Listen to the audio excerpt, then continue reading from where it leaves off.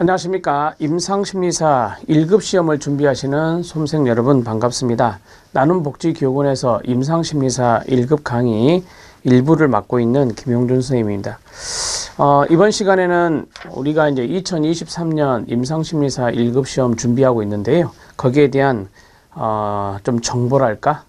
그런 것들 좀 전달하는 오리엔테이션을 갖고자 합니다.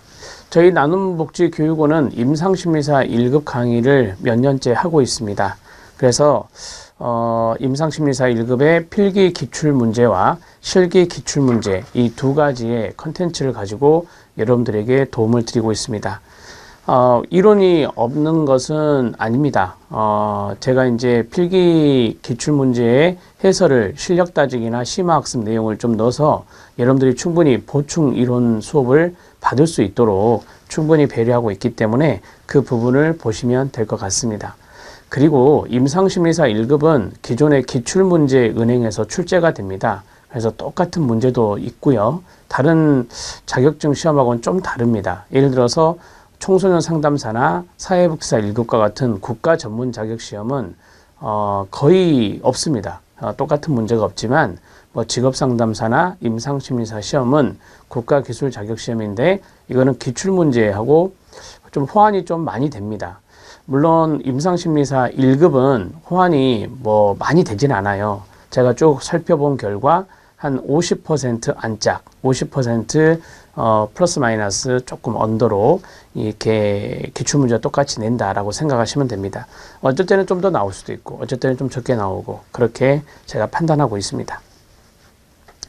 임상심리사 1급은 관련 부처가 아무래도 이제 심리 파트라서 보건복지부가 되겠고 시행기관은 한국산업인력공단입니다. 그래서 여러분들이 한국산업인력공단 큐넷 사이트에서 정보를 볼 수가 있고 거기에 또 원서 접수를 해서 시험을 보는 것입니다.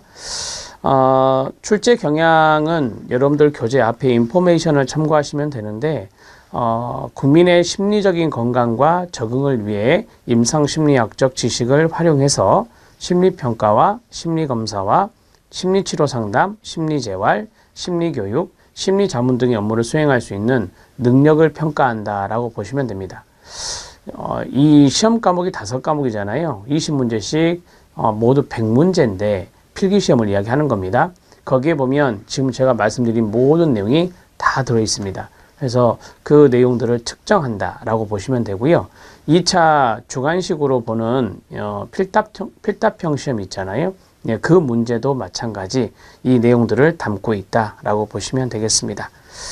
자, 좀 정리가 되시나요? 네, 그렇게 해서 좀 알아두시면 되겠고, 자, 취득 방법은 먼저 응시 자격이 좀 중요합니다. 응시 자격을 여러분들이 잘 알아두셔야 되는데요. 괜히 공부했다가 나중에 응시가 자격이 안 되면 또 이거 1년에 한 번밖에 없는 시험이라서 낭패를 보거든요. 그래서 응시 자격을 좀 말씀드리면 크게 두 가지라고 보시면 됩니다. 우선 어떤 분이 임상심리사 2급을 취득을 했어요. 2급을 취득하고 그 임상심리사 2급 자격을 가지고 5년 이상 실무 경력을 했다면 이제 응시 자격이 되는 겁니다. 다시 임상심리사 2급을 자격을 취득하고 임상심리사 2급 자격으로 실무 경력이 5년 이상이면 됩니다. 자, 두 번째는 실습수련 아시죠? 네, 우리가 임상심리 실습수련입니다. 다른 실습수련이 아니라 임상심리와 관련해서 실습수련을 2급 같은 경우는 1년을 받는 건데요. 1급은 2년입니다. 그래서 2년 실습수련을 받은 자, 그 다음에 또는입니다. 그리고 4년 이상 실무에 종사한 사람으로서 심리학 분야에서 석사학위 이상의 학위를 취득한 자 또는 석사학위 이상의 학위를 취득할 예정자 여기까지 가능합니다. 자, 정리하면은 크게 나누면 세 가지죠. 자, 첫 번째는 말씀드린 대로 실습 수련을 2년 이상 하고 임상심리와 관련된 기관, 대개 이제 임상심리 상담센터라든지 병원이 되겠죠. 그래서 거기에서 2년 이상 실습 수련을 받고 석사학위를 받거나 물론 심리학 분야의 석사여야 됩니다. 심리학 분야의 석사나 석사학위 예정자 이렇게 한 케이스가 있고 그 다음에 4년 이상 실무, 임상 실무가 됩니다. 4년 이상 임상 실무에 종사한 사람으로서 심리학 분야의 석사학위 취득 예정자나 취득자, 이 사람이 이제 석사학 이상입니다. 박사도 되겠죠. 이 사람이 두 번째 케이스. 그 다음에 임상 심리사 2급을 따서 2급 자격으로 임상 현장에서 심리 현장에서 5년 이상의 실무 경력자, 이렇게 해서 응시 자격이 좀 까다롭습니다. 그 부분들을 좀 잘 알아놓으시면 되겠습니다. 자, 시험 과목을 말씀드리면 1차, 2차로 해보면요. 1차는 필기 5과목이고요. 2차는 이제 고급 임상 실무라고 해서 우리 주관식 문제로 나오게 됩니다. 그래서 대개 심리 검사 파트하고요. 심리 마지막에 있는 치료, 고급 심리 치료 파트가 거의 대부분을 차지한다라고 보시면 돼요. 그래서 이 두 가지 영역을 집중적으로 공부를 하시면 도움이 되시겠습니다. 자, 필기 과목은 임상심리 연구 방법론이 있는데요. 통계가 좀 나옵니다. 그래서 여러분들이 많이 힘들어하는 과목 중에 하나가 임상심리 연구 방법론이고요. 자, 좀 이따 판서를 통해 또 말씀드릴게요. 자, 우리가 이제 임상심리사 2급에는 고급이란 말이 들어가지 않는데, 과목은 비슷해요. 과목명은 비슷한데 앞에 고급이란 말이 들어갑니다. 1급이다 보니까 고급 이상 심리학, 고급 심리검사, 고급 임상심리학, 고급 심리치료, 이렇게 해서 5과목이 형성됩니다.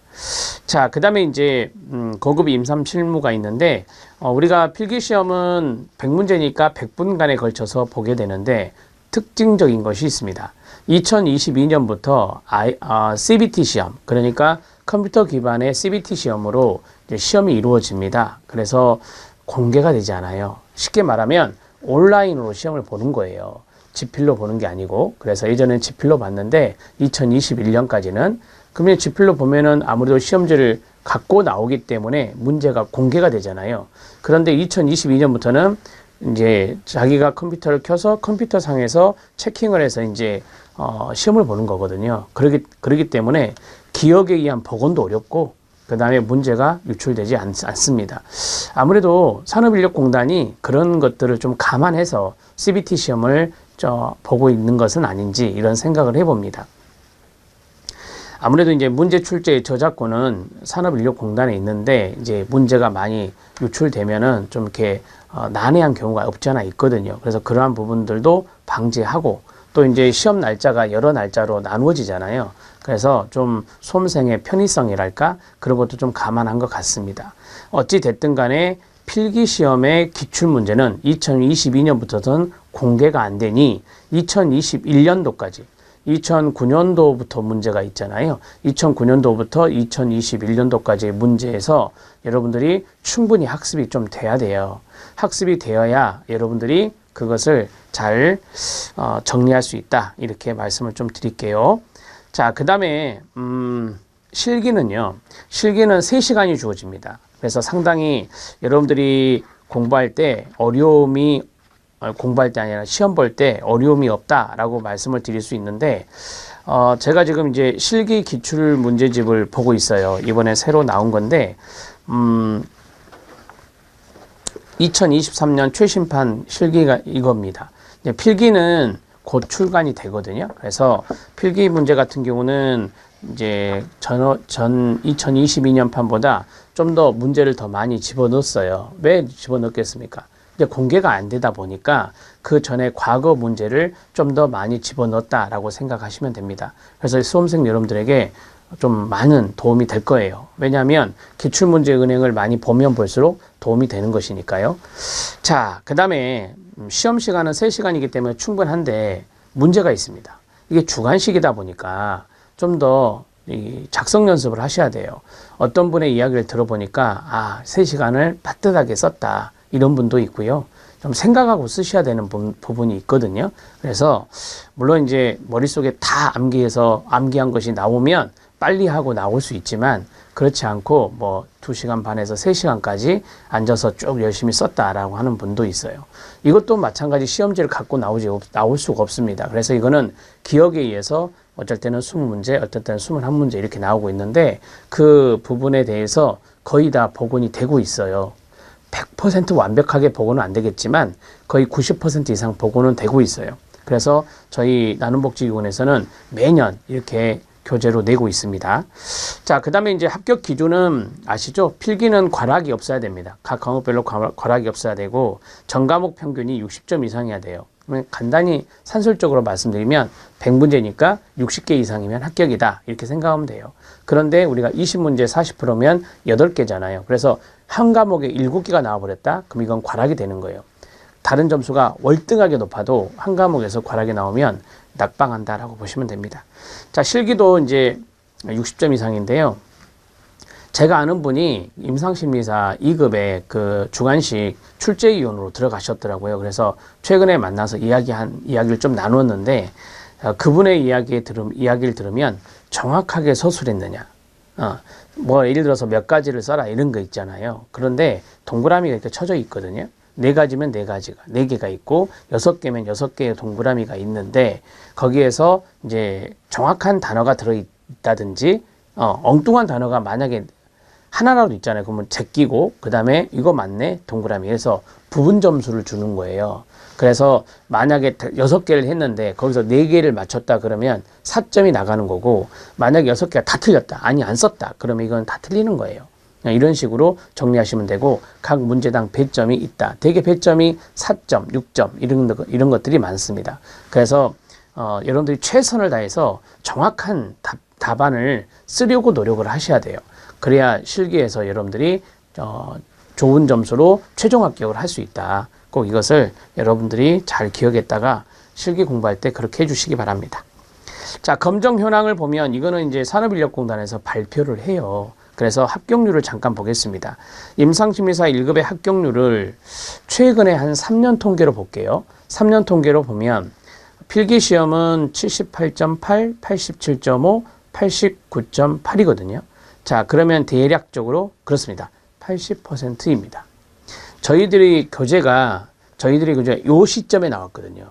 요 시점에 나와서 아무래도 이제 교재가 없었거든요. 그전에는 수험서가 없었어요.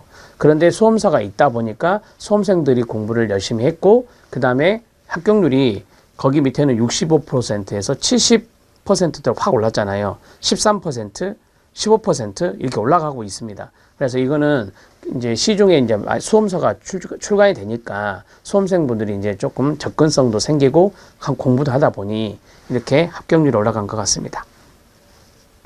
실기도 마찬가지입니다. 저희들이 필기와 실기를 같이 동시 출간했는데요. 자, 실기도 보시면 최근에 3년 걸 보면 2020년부터 보면 66%, 44%, 48.95%가 있어요. 2022년에 48.95, 즉 49% 정도 됐거든요.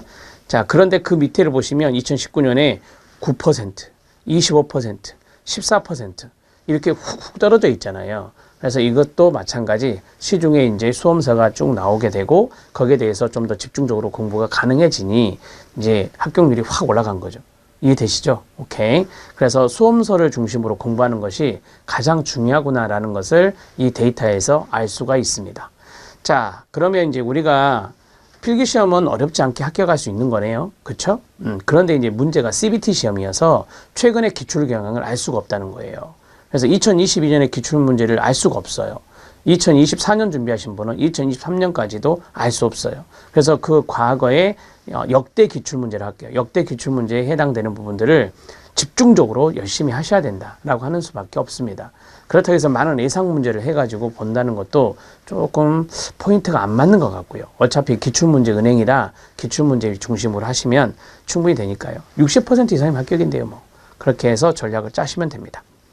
자, 그리고 실기 문제 같은 경우는 최근에 이제 20문제, 21문제를 보면요. 새로운 패턴의 문제다. 그런 것들이 좀 있어요. 그래서 새로운 패턴의 문제가 기존에 이제 이것도 한 60%는 나와요. 기존에 이제 공통 분모가 있었던 기존에 나왔던 것들에서 좀 잘 출제되는 것들이 있거든요. 기출문제 보시면 느낌이 확 옵니다. 아, 이거 많이 나온다. 형광펜 체크해서 나중에 그거는 확실하게 정리해 버려야 돼요. 왜? 그게 나올 확률이 높은 거 아닙니까? 그렇게 해주시고, 또 하나, 그 새로운 패턴의 문제 있잖아요. 새로운 패턴의 문제는 앞으로 나올 확률이 있는 거예요. 그러니까 기존에 많이 나왔던 거, 그 다음에 새로운 패턴의 문제를 여러분들이 만약에 공부를 안 하면 만약 이 수험서를 갖고 공부를 안 했다고 가정해 봅시다. 그러면은 새로운 패턴의 문제가 생소하게 느껴진단 말이에요. 그래서 새로운 패턴의 문제를 집중적으로 보고 그 다음에 잘 나왔던 걸 집중적으로 보면 되는 거예요. 그 다음에 이제 뭐 이렇게 어쩌다 듬성듬성 나오는 것들이 있는데 그런 부분들은 이런 거에다 간단하게 외울 수 있는 것으로 정리를 하시면 됩니다. 이제 FM은 모든 문제를 다 하는 거죠. 모든 문제를 다 하는 건데 어떻게 사람이 모든 문제를 이거 다 집어넣습니까? 그것은 좀 불가능한 이야기고요. 우리 실기 문제가 2009년도부터 나와 있거든요. 그래서 2009년도부터 이제 빡세게 정리가 돼 있는데 그 부분들을 좀 잘 정리를 하시면 분명히 좋은 점수가 있을 겁니다. 대개 임상심리사 1급 같은 경우는 아까 응시자격에서 말씀드렸다시피 기존의 실무 경력도 많으시고 그 다음에 학위도 있으시고 이런 분들이기 때문에 뭐 이렇게 막 뭐랄까 많은 걱정은 안 하시는 것 같아요. 많은 걱정은.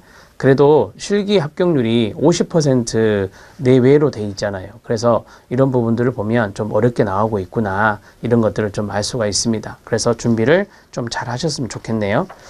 자, 이제 출제 기준이 있는데 이 출제 기준은 산업인력공단에서 출제 기준을 마련해서 이야기한 건데요. 이 부분들에 대해서는 한번 교재를 읽어보시고 되게 우리 시험은 연말에 있는 거 아시죠? 연말. 뭐 10월, 11월, 12월 이런 식으로 연말에 뭐 필기시험이 있고 그 다음에 이제 필기시험 합격 제한해서 실기시험이 있습니다. 물론 앞에 합격했던 분들 또 이렇게 유예되어서 인정받아서 하시는 분도 있죠. 실기시험만 보는 분도 있습니다. 자, 그러면 여기에 있는 내용은 그 출제 기준은 도표로 쭉 정리해 놓은 것은 한번 여러분들이 참고적으로 읽어보시고 자, 우리가 이제 그 과목 있었잖아요. 그 과목에 대한 이야기를 잠깐 하고 마무리 짓겠습니다. 임상 심리 연구 방법론이 있는데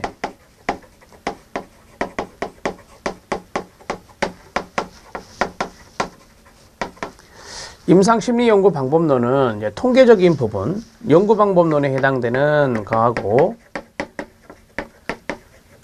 그 다음에 조사 분석론 요 두 가지가 이제 결합되어 있다라고 보시면 돼요. 요 부분은 할만합니다. 요 부분은 할만한데 요 부분이 어렵죠. 그런데 다행스럽게 이 문제가 더 많이 나옵니다. 이 문제가 더 많이 나와요. 그래서 여러분들이 너무 무서워할 필요는 없어요. 너무 무서워할 필요는 없고 그 다음에 이것은 이제 필기 기출 문제집하고 필기 기출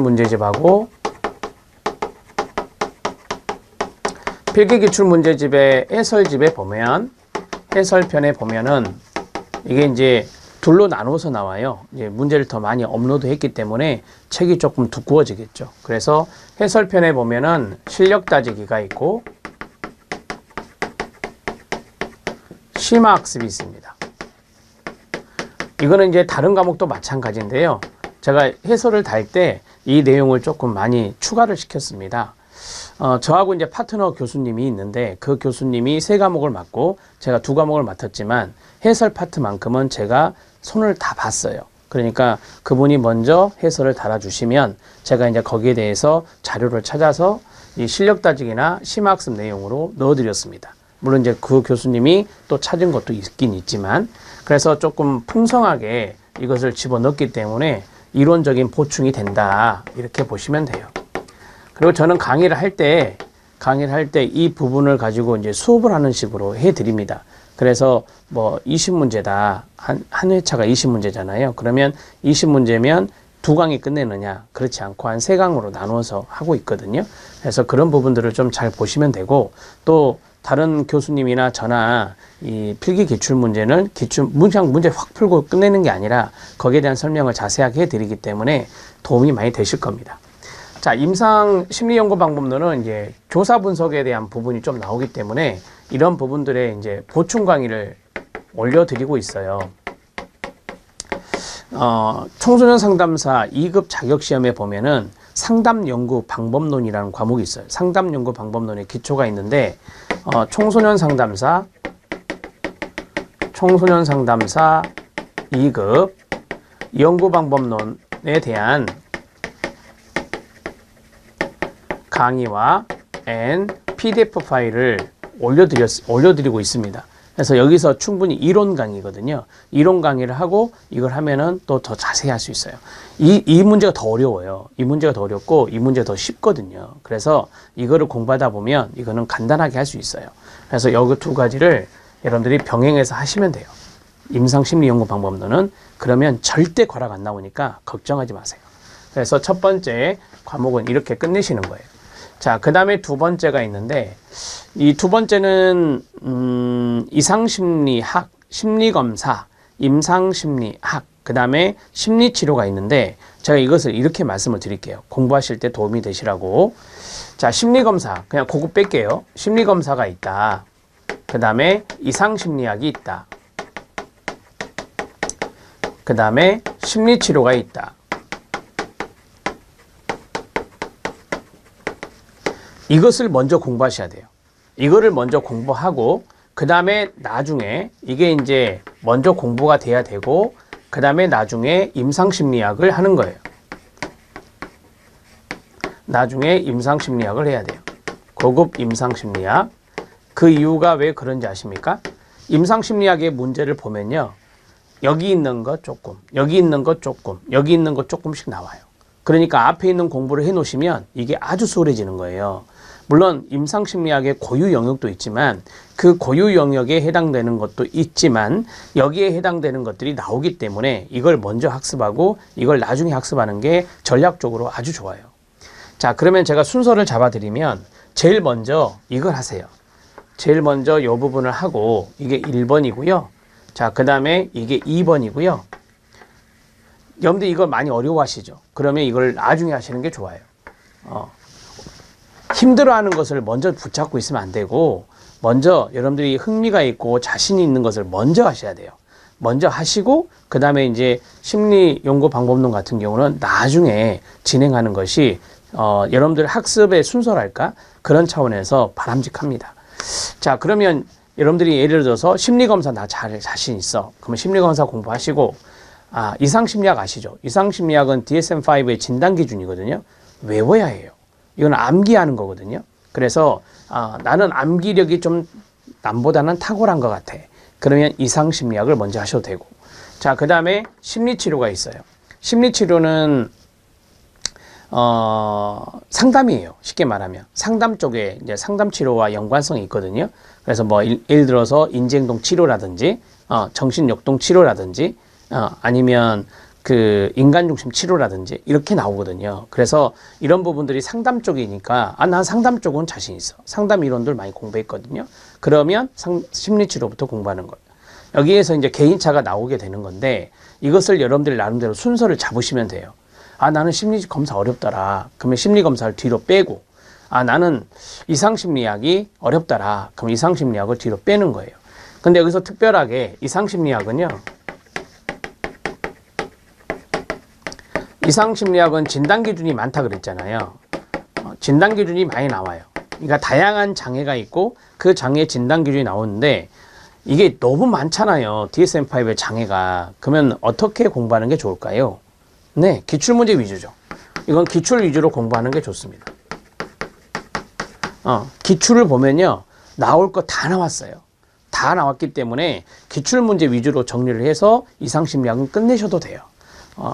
이거를 이론 강의를 보면 막 이것이 이거 같고 저것이 이거 같고 막 헷갈리거든요. 장애가 너무 많다 보니까.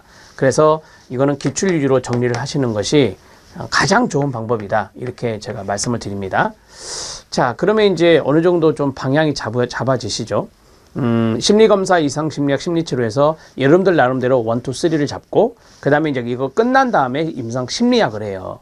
그 다음에 이제 마지막에 임상심리연구방법론을 하는데 임상심리연구방법론의 기출문제를 한번 쭉 보면서 야, 이거 나 이론 공부 안 하면 안 되겠다 라고 생각이 된다면 이걸 공부하시고 그 다음에 이걸 보시면 되겠다 이렇게 생각됩니다. 자, 지금 제가 말씀드린 것이 이제 필기에 대한 부분이거든요. 그래서 이렇게 공부를 진행해 나가시는 게 가장 현명한 방법이고 이제 이게 필기입니다. 자, 이제 실기가 있는데 필답형의 실기시험이 있는데 실기시험은 그 첫 번째는 기출 위주로 공부를 하셔야 돼요. 이건 100% 기출 위주로 해야 된다라고 보십니다. 자, 그 다음에 두 번째는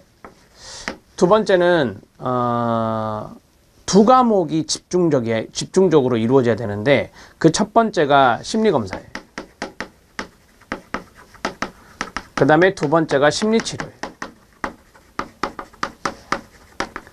여기에서 거의 99% 나옵니다. 그래서 저 파트너 강사님은 심리검사 파트를 맡고 저는 심리치료를 맡아서 하고 있거든요. 그래서 이게 조금 더 많이 나와요. 심리검사가. 문제 배분을 보면 심리검사가 조금 더 많이 나옵니다. 그러니까 여러분들이 필기시험 공부할 때 이거를 더 집중적으로 해 놓으셔야 돼요. 왜?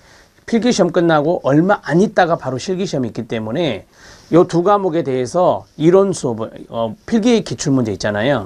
거기에 대한 이론 학습을 잘 해놔야 된다는 거예요. 이론 학습 철저.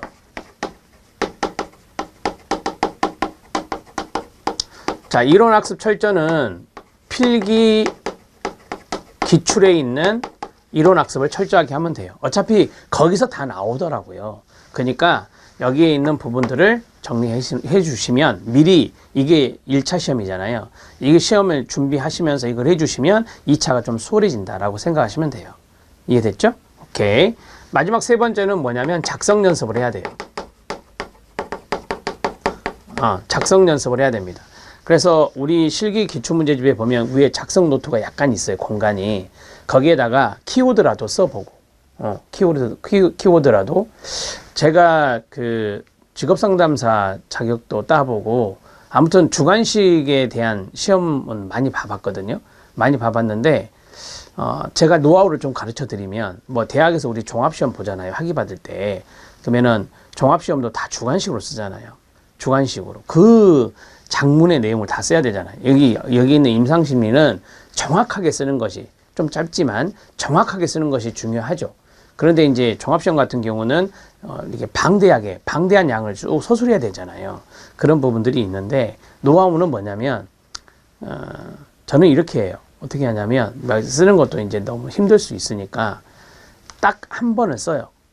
딱 한 번을. 그러니까 정서로 자, 문제가 있고 그 다음에 이제 한 번을 딱 씁니다. 제가 말씀드렸잖아요. 잘 나오는 거, 새로운 패턴의 문제 이런 것들을 집중적으로 이제 준비해야 된다. 그래서 그런 것들 좀 골라내셔 갖고 그것을 여러분들이 정자로 한번 모드를 치지 말고 정자로 한번 쓰는 거예요. 되게 사람이 이렇게 쓰면서 좀 정리가 되는 거거든요. 그래서 한번 쑥 쓰시고 그러면 이제 A4 용지가 몇 장이 나올 거 아닙니까? 아니면 노트에 일단 들어갔을 거 아니에요. 그걸 저는 녹음을 해요. 녹음을 해. 아주 천천히. 빨리 읽으면 안 되고. 그래서 그걸 썼으면 이제 스마트폰 녹음 기능 있잖아요. 딱 눌러서 제 목소리로 녹음을 하는 거예요. 천천히. 그래서 문제 있고, 그 다음에 이제, 첫째 뭐, 둘째 뭐, 셋째 뭐, 이런 식으로 녹음을 합니다. 또렷하게. 자, 그리고 나서 운전할 때 듣고, 잠깐 뭐 저녁에 뭐 이렇게 멍 때릴 때 있잖아요. 잠 안 올 때. 그때 듣고, 그럼 잠 잘 옵니다. 그래서 그렇게 자주 들어주면 돼요. 그러니까 예를 들어서 작성 연습을 여러 번 하면은 막 팔 아프고 힘들어요. 너무 할 수가 없어요. 그거는 제가 해봤는데 너무 힘들더라고요. 뭐 깜지 외우는 것도 아니고. 그래서 방법은 한번 정자체로 써보고 그 다음에 그것을 스마트폰 녹음 기능 눌러서 이제 예를 들어서 여기 심리검사가 있다. 그럼 심리검사 1, 심리검사 2, 심리검사 3 이런 식으로 앞에다가 말을 하시는 거죠. 그 다음에 심리치료 1, 심리치료 2 이런 식으로 이제 문제 있고 그 다음에 좀 간격 두었다가 그 다음에 이제 여러분들이 4가지 써라 6가지 써라 이런 게 많잖아요. 그러니까 하나, 둘, 셋, 넷 또는 첫째, 둘째, 셋째, 넷째 하든지 1, 2, 3, 4 하든지 이런 식으로 해서 녹음을 해서 그걸 자주 들으시면 좋아요. 그리고 또 주부시면 그걸 틀어놓고 그렇죠. 설거지도 하고 하는 거예요. 이런 것들을 여러 번 반복해 주시면 시험장에서 그게 생각이 납니다. 그래서 그게 구조화가 돼서 뇌의 구조가 돼서 망각이 안 되고 기억이 난단 말이에요. 그런 방법을 한번 써보는 것도 좋을 것 같습니다. 자, 작성 연습을 하고 그 다음에 플러스 녹음을 해서 반복 재생을 하는 겁니다. 저는 이런 방법을 많이 씁니다. 이 세 가지를 잘 지켜주시면 실기도 한 방에 붙을 수 있습니다. 기출 위주로 정리하시고 심리검사와 심리치료 위주로 하되 필기에서 이론학습을 먼저 선행학습을 철저하게 해주셔라. 그 다음에 작성연습 플러스 녹음을 통해서 반복 재생을 하면 여러분들은 실기시험장에서 3시간까지 안 가도 돼요. 3시간까지 안 가도 되고 충분히 하실 수 있습니다. 자, 여기까지 해서 이 필기시험과 실기시험에 대한 대비는 어떻게 해야 되는지 거기까지 제가 조금 노하우를 말씀드렸습니다. 합격 전략 오리엔테이션이라고 생각하시면 되겠네요. 나중에 이제 필기 기출 문제집 나오면 여러분들이 이제 추가된 문제가 있다라고 했잖아요. 그래서 뭐 최근에 우리가 3, 4년 정도 문제를 갖고 했는데 이제는 더 많은 문제로 여러분들을 만나 뵙도록 하겠습니다. 다가오는 시험에서 한 번에 2023년에 한 번에 합격하시기를 기원합니다. 나눔복지기원이 함께 기도하겠습니다. 응원합니다. 수고하셨습니다.